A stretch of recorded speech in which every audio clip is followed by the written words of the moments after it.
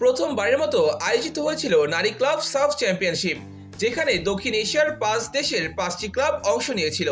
পুরো টুর্নামেন্ট হয়েছে round robin league পদ্ধতিতে। প্রত্যেক দল একবার করে একে অপরের মুখোমুখি হওয়ার পর 2 টেবিল টপার জায়গা পেয়েছে ফাইনালে। এই আসরে বাংলাদেশকে প্রতিনিধিত্ব করেছিল নাসরিন ফুটবল একাডেমি।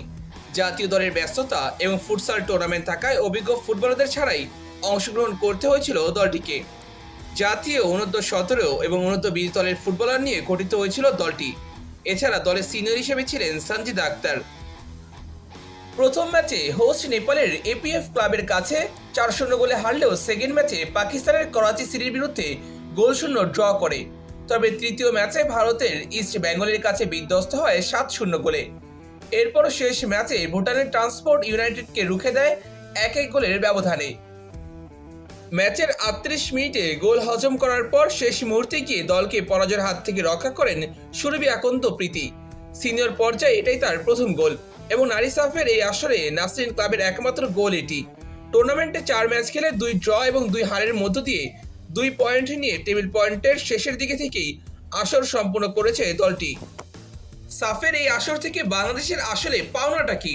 সাফের এই দলের অধিকাংশ ফুটবলাররা অংশগ্রহণ করবে আগামী বছরে এপ্রিলে থাইল্যান্ডে অনুষ্ঠিত হতে যাওয়া এএফসি অনূর্ধ্ব-20 নারী এশিয়ান কাপের মূল পর্বে। সেই বড় ইভেন্টের আগে সাফের এই ধরনের আসর মেয়েদের অভিজ্ঞতা অর্জনে সহায়তা করেছে।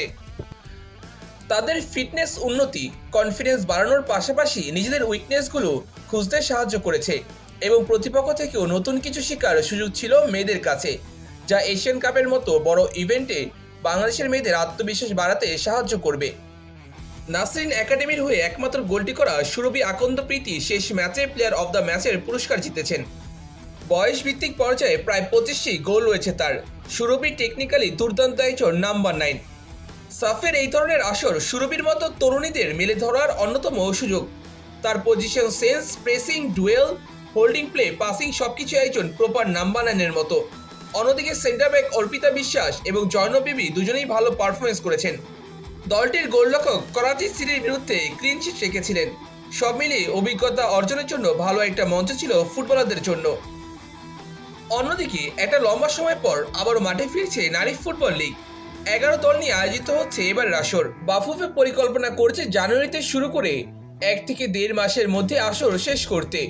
প্রতি দল 10টি করে ম্যাচ খেলার সুযোগ পাবে। নেই কোনো ফিরতি লিগ। বাংলাদেশ নারী ফুটবল লিগে অংশগ্রহণ করতে যাওয়া 11 দলের মধ্যে রয়েছে সামরিক বাহিনীর 3টি দল।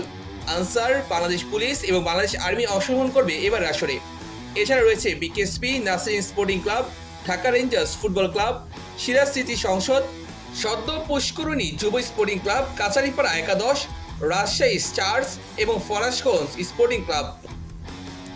বাংলাদেশ জাতীয় ফুটবল দলের হেড কোচ পিটার বাটলার মেয়েদের দায়িত্ব নেওয়ার পর থেকেই বাফুফেকে অনুরোধ করছিল লিগ আয়োজন করার জন্য। অবশেষে সেই লিগ মাঠে গড়াতে যাচ্ছে। লিগে গেম টাইম পেলে ম্যাচ ফিটনেস উন্নতি হবে মেয়েদের, সেই সঙ্গে নতুন ফুটবলাররা নিজেদের মেরে ধরার সুযোগ পাবে। আশা করা যায় বাফুফে সফলভাবেই একটা লিগ আয়োজন করতে সক্ষম হবে।